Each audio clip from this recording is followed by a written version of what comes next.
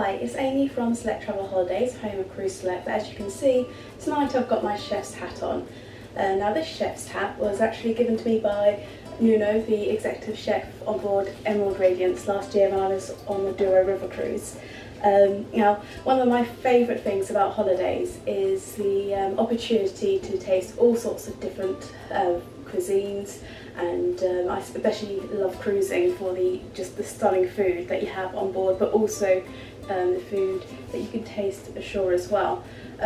River cruising is something I'm particularly passionate about, and I think what you'll find is, as well as each river offering something unique, that, you know, because obviously you're going through different regions, what you'll find is that the ships on the river cruises will offer cuisine that reflects the areas in which you're travelling through. Now, I've already mentioned that last year I was lucky enough to go on the Douro with Emerald Waterways. That was my last actual holiday, and I must say I'm definitely missing river cruising right now and travel. But, you know, we can sometimes take stuff back with us. You know, it could be a fridge magnet, or it could be an obsession with Pasteis de Nata, as was the case with me in Portugal last year. I remember we got on board quite early on the Saturday. We were probably the first to embark, and the hotel manager, Cornell, came up to us and offered us some light breakfast, as, like I say, we were quite early on board. So that was our first Pasteis de Nata we had, and it's fair to say that we were fairly hooked.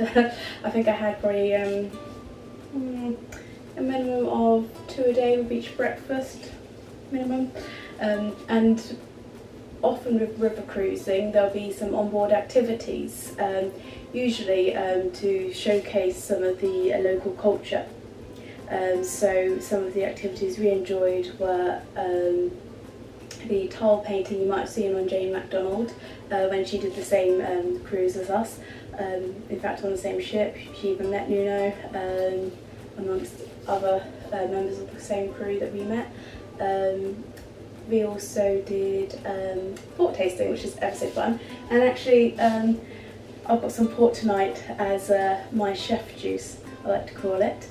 And of course, the other fantastic onboard activity we enjoyed was the cookery demonstration of Nuno, where he showed us how to make Pasteis de Nata, and I took part a little bit in this whisking.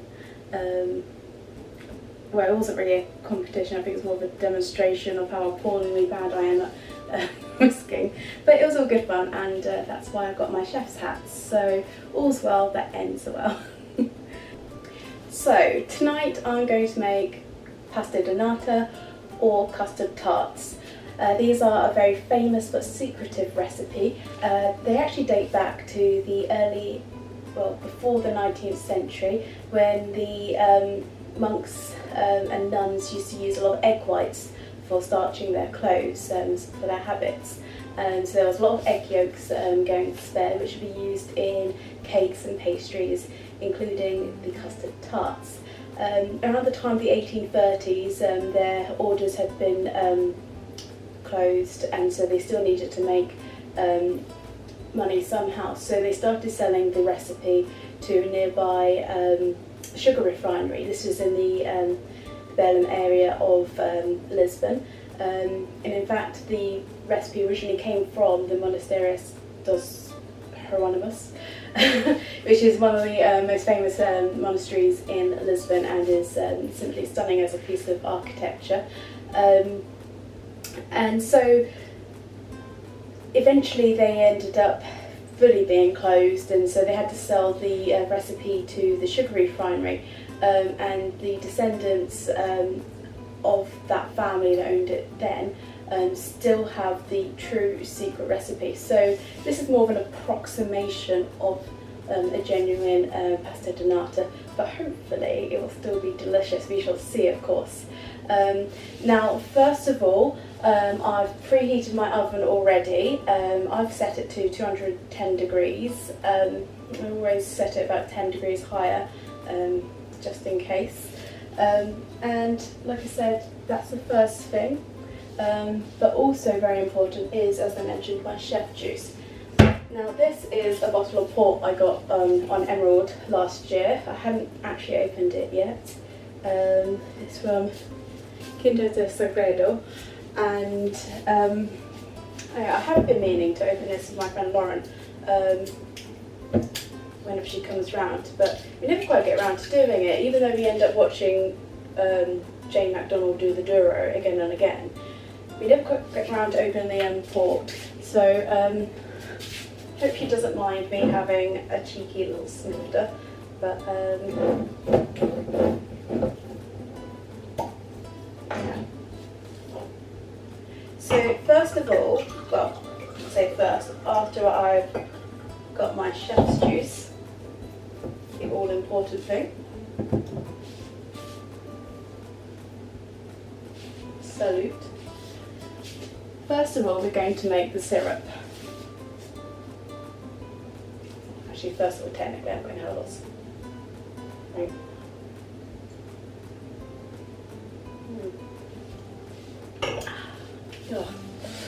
Oh, it brings the Douro right back to me.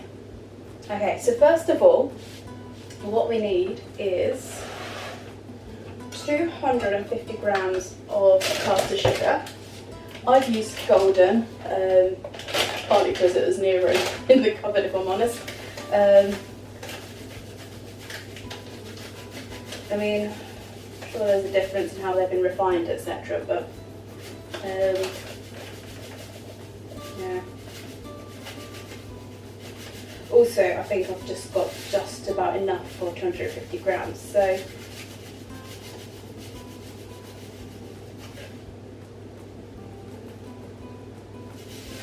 Just about.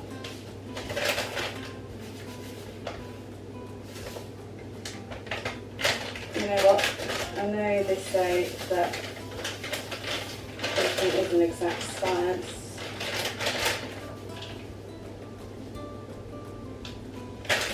Okay, I think I put 257 grams there, but I can't really see the point in having that clog up my cupboard when it's just, yeah.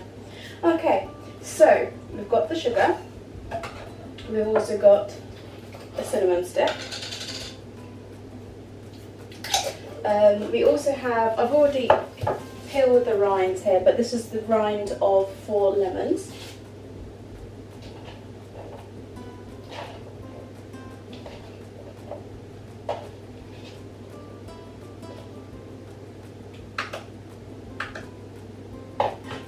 Oh, by the way, I have washed my hands quite a lot before even starting this film, so yeah. That's always something I find on TV. They never seem to wash their hands, and you sort of think, oh, I hope they did that before filming. I've always been really funny about hand washing, even before this whole COVID-19 thing. That's why my hands are like, I don't know, lizard hands. Okay, so we need 250 mils of water.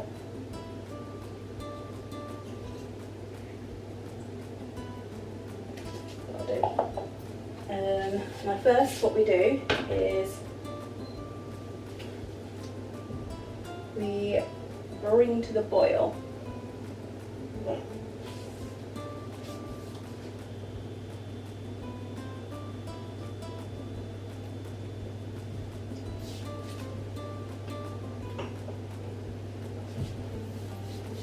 Which hopefully shouldn't take too long.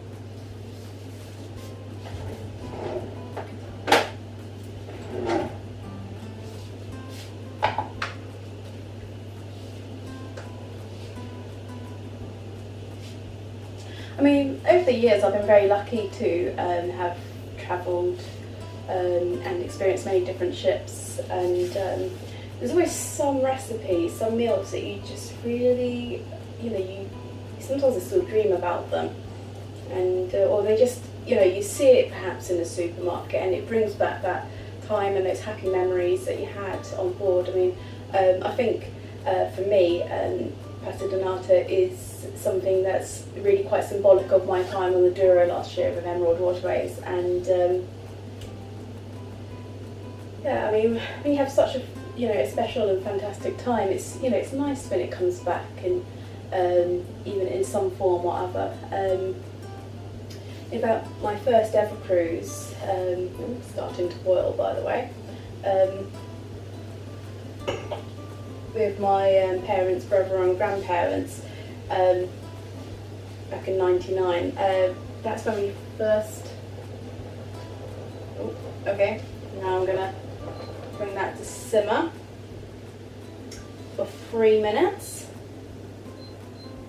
Now where was I? Oh yes. So yeah, back in '99, as God, I've been 10 years old, 9 coming on 10. Yeah, so we went and did the Med on our cruise for the first time as a family, and back then it was still, you know, quite traditional, and you had the Baked Alaska parade, and if you've seen our a little brief video about our first cruise experiences, I talk about how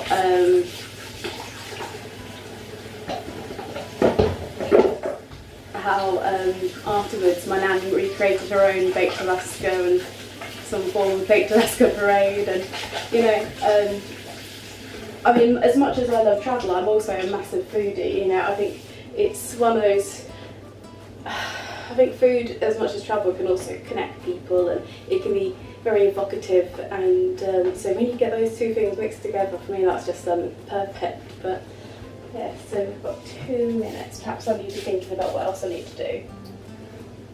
Yes, so next what I'm going to be doing is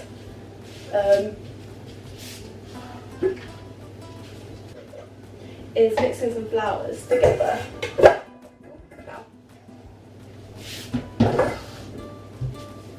Okay.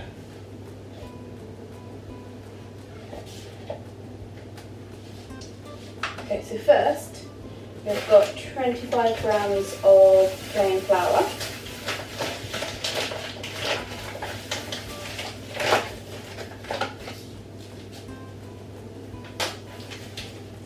And we also then need to add 12 grams of corn flour. And now I'm going to need a total of 300 mils of milk.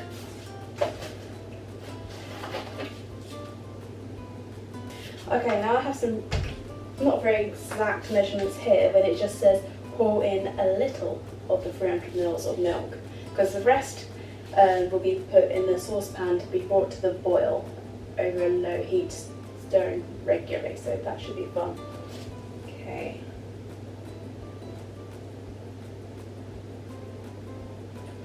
Gonna give that a bit of a mix, see if that's.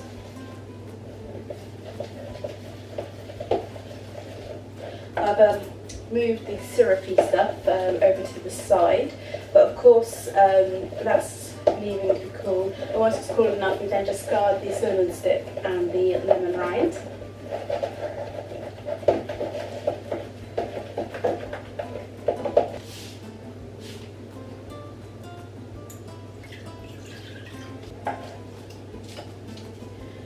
Now, of course, this milk is meant to be brought to the boil, and then over a low heat where they're meant to be stirring it regularly.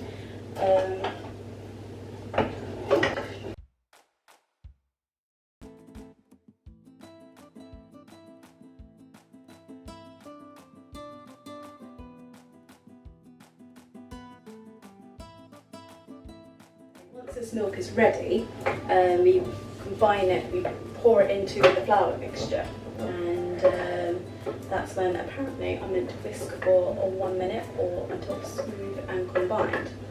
I'm actually trying to remember the specific part that we were meant to be, it was the eggs, that was it. Oh gosh, I am not gifted at whisking eggs. I mean, I think it was only like about 3 minutes or something, but it felt like an absolute eternity, and my wrists were killing me. I usually cheat and use an electric whisk if I'm going to, you know, if I'm going to be completely truthful.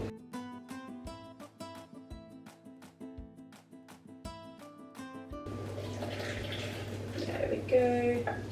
Let the whisking commence. Now what, this has to be done for a minute? Gosh, it's a bit, this could be interesting.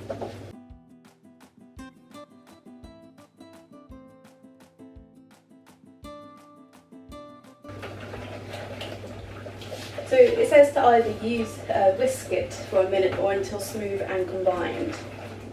I might give it a bit more whisking.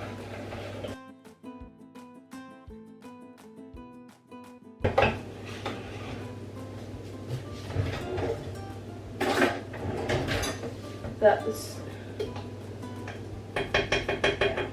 it's like I say, when the syrup is meant to be sufficiently cool, you need to discard the lemon rind and the cinnamon stick.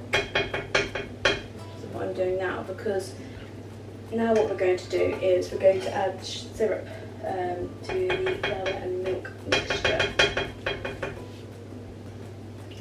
I must say it smells nice at least.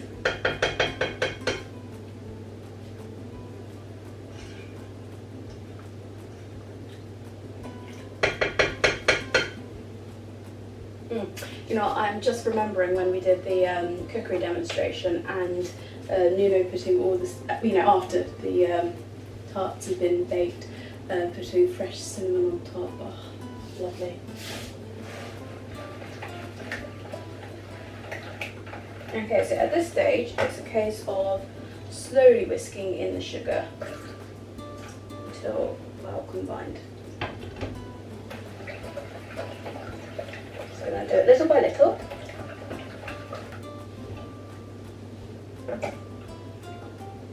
If I say little by little, then I am going to add the rest of it in. Like I say, I'm not really famous for my patience. It still smells a bit lemony and cinnamony, which is nice. Now, you might remember when I mentioned earlier about the creation of the Pasteis de Nata recipe, how it originated from the monks of the famous Monasterio dos Heródotos in Lisbon, about how they used a lot of the egg whites for starching their clothes, which obviously meant there was a lot of egg yolks going around, and of course monks aren't really famous for their wastefulness. I'm not entirely sure if that's a sin or not, but so that's why you'll find a lot of egg yolks in this recipe, because cakes and pastries were an excellent way to make use of the egg yolks. And so for our custard tarts, we are going to get 4 egg yolks, and there'll be an additional whole egg for good measure, with a little bit of vanilla essence. Now I'm probably going to keep the egg whites myself for a healthy egg white omelette.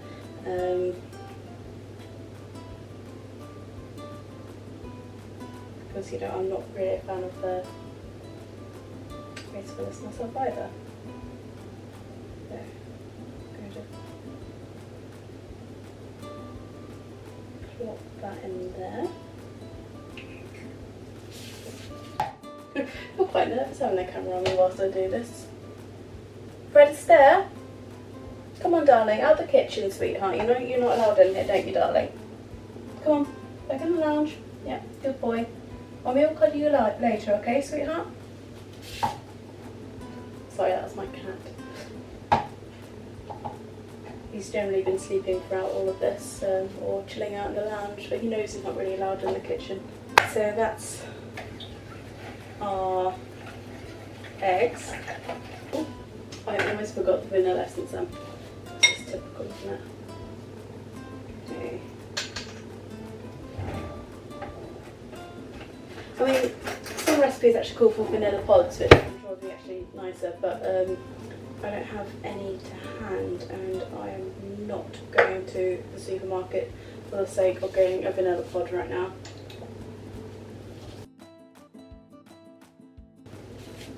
So now I'm going to lightly flour the surface.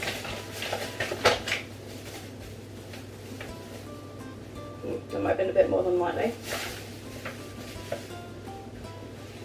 Now, I'm not going to lie, I have cheated a little bit and got some ready rolled puff pastry sheet though to be fair, the recipe does say ready rolled. I did toy with the idea of making my own, because at times I can be a bit of a purist, but I was also, to be honest, I thought, no, you're not the greatest of pastry, Amy. Doesn't always go to plan, so perhaps make life a little bit easier for yourself for once and get the ready rolled variety. Okay, now it says to do it, so it's a rectangle measuring 50 by 30 centimetres. It's that the longest edge, so the 50 centimetre part, should be facing you.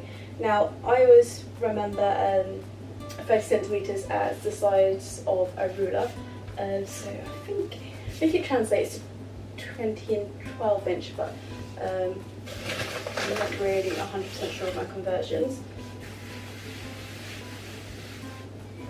But the most important thing is that it should be no thicker than a millimetre.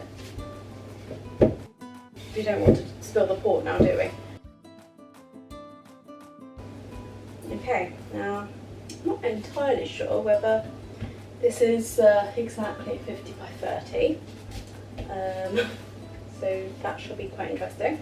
Now what we need to do now is we need to start rolling it as tightly as possible, apparently, whilst brushing with water right to left as we go.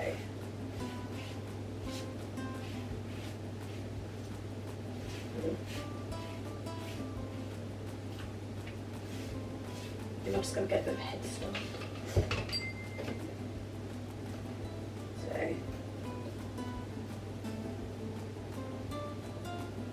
So what we're doing is creating what will look like, hopefully, a pastry roll. I'm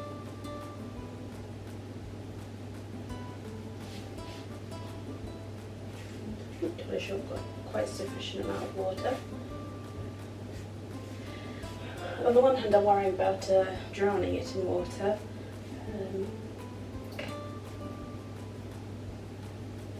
Okay. Well, voila, here, if I dare, is my pastry roll. Hopefully it's alright. Now that we've got this, we now cut it into 2 centimetre thick slices. Now, an inch is, I think, 2.5 centimetres, so it's almost an inch. I mean, I say all this when, as if I can even sort of tell, well, you know, really, it's just potluck with me. So, oh dear. Okay, so that looks like it might be 2. So it could be something like that, I hope. Oh dear.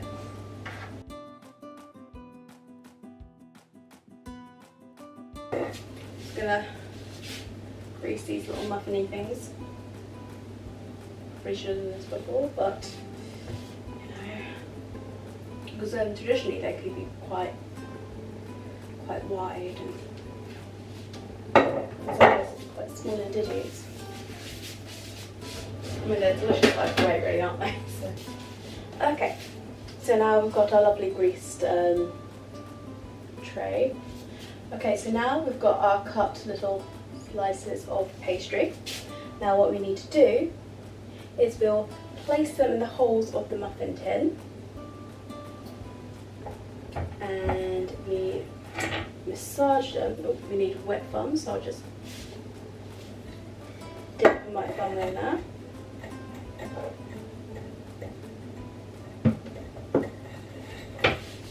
So massage them in. Hopefully you can see this. Now I'm not doing it quite as I should, largely because I've got quite long nails, so personally I'd rather use my knuckles as such. And I'm sure it's quite an art really to this, and I don't suppose I've really quite got the knack of it, but now this is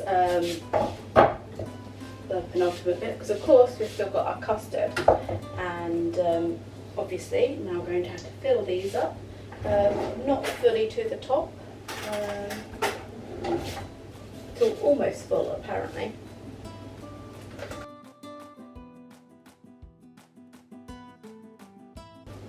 Okay, so now what we need to do is put them in the oven and wait for 20 minutes and see what happens. So now the custard tarts are ready and it's the moment of truth. I think in retrospect I probably should have used larger muffin tins, but hopefully they'll be pretty nice. So let's see. I'm going to do some sort of drum roll then, but it's a bit awkward with the oven gloves. Whew.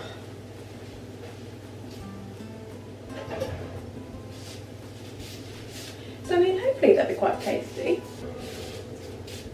Yeah, so I think I'm going to add a little bit of cinnamon on some of them and some without, because it's not required, I don't think. I think you can choose to have without, but you know, cinnamon's very tasty, so why not? And I've actually managed to find some. I was having a bit of a panic that I didn't have any left, but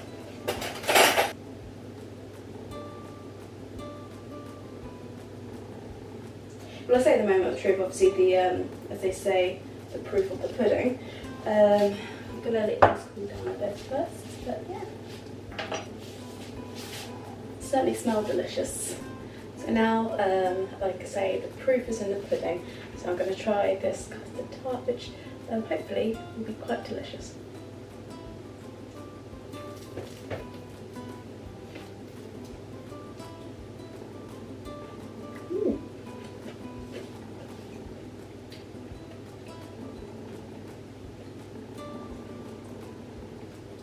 Quite nice actually.